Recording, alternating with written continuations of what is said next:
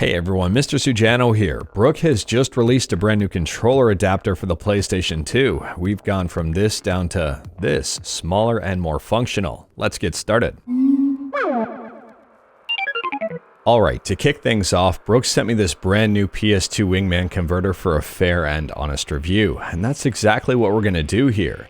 This converter is compatible with the PS2, PS1, PS Classic, and it's compatible with a bunch of different controllers.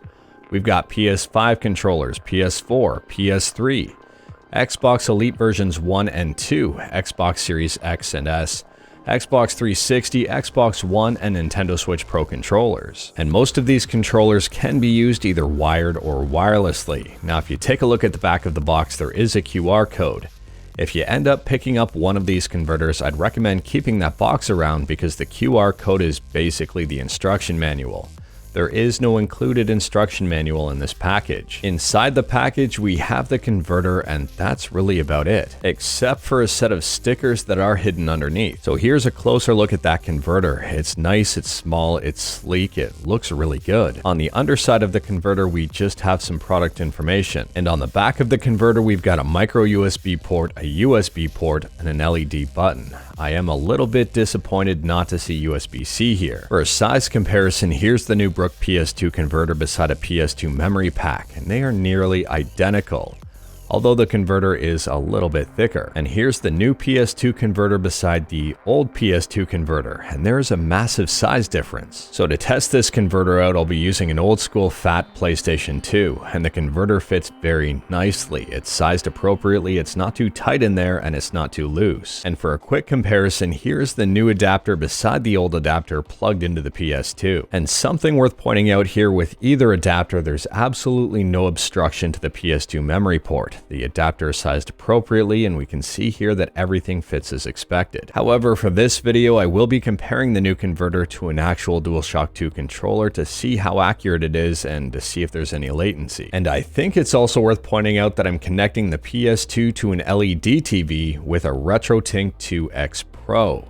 I will not be testing this out on a CRT. The two games we'll take a look at here are Gran Turismo 3 and my personal favorite, Capcom vs SNK 2. So here's Gran Turismo 3 up and running, and here is a DualSense controller, a PS5 controller. Now to connect this to the converter, we have to connect it via a wire first. So I've got an 8BitDo branded USB-C cable, and I'll plug it directly into the PS2.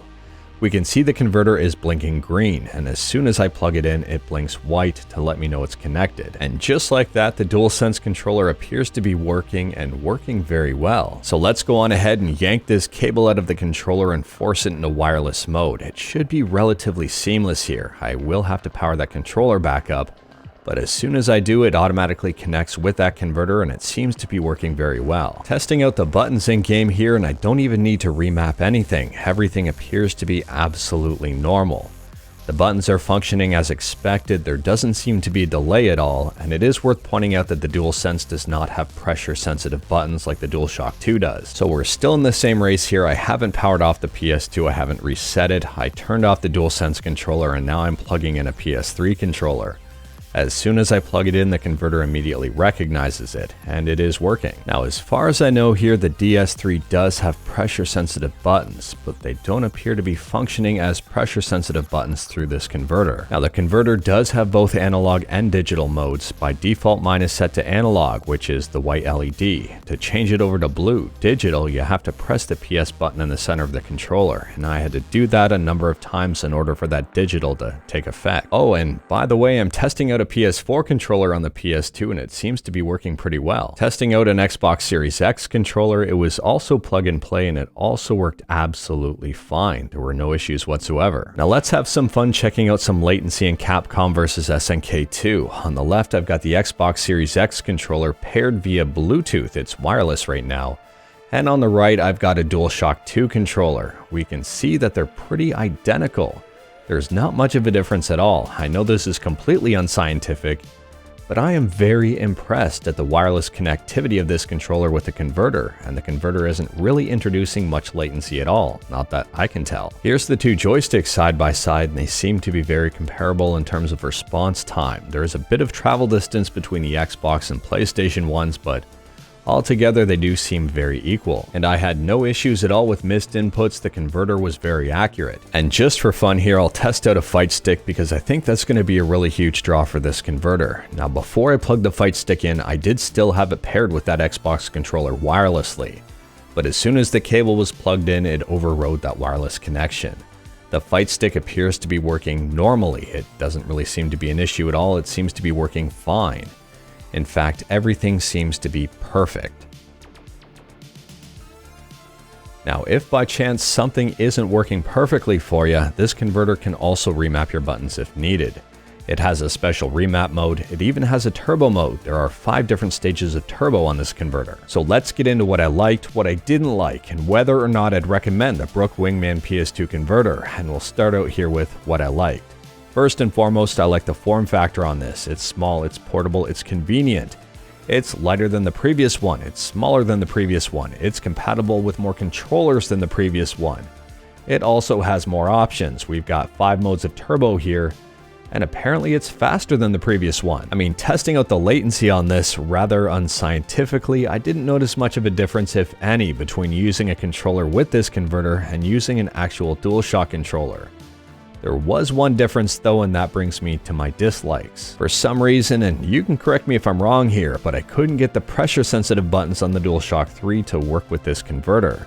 So if you are picking up this converter to use with the DualShock 3 and want to use those pressure sensitive buttons, you might be disappointed, but for everything else it was absolutely fine. And the last thing I didn't like about this converter is the fact that it uses micro USB. I was really hoping to see USB-C on this. It uses micro USB. I have a ton of micro USB cables, but at the same time, it would have been nice to see USB-C on here. So before I give my verdict on this, we'll take a look at the price, because that can very well make or break a product. The product is available right now on Focus Attack. I'll drop a link in the description below. And it's priced at $39.95. Now, the older version of this controller, interestingly enough, is also priced at $39.95. So at basically $40, would I recommend the Brook Wingman PS2 converter? And the answer here is 100% yes. I think this is almost a necessary purchase if you have a PS2 and like to play PS2 games. Especially if you wanted to use a fight stick on your PS2. This is an amazing converter. Brook generally does a pretty good job standing behind their products. They update the firmware from time to time, and at this point in time, this converter is compatible with over 125 controllers. That is quite a bit. But anyways, that is all I've got for you in this one. Straight to the point, all stuff and no fluff. Huge shout out to Brook for providing the Wingman PS2 converter for a fair and honest review. Let me know your thoughts about this converter in the comments below. If you like this video, leave a like. If you didn't like this video, leave a like. Hit that subscribe button, check out my other videos, don't tempt fate, save your state.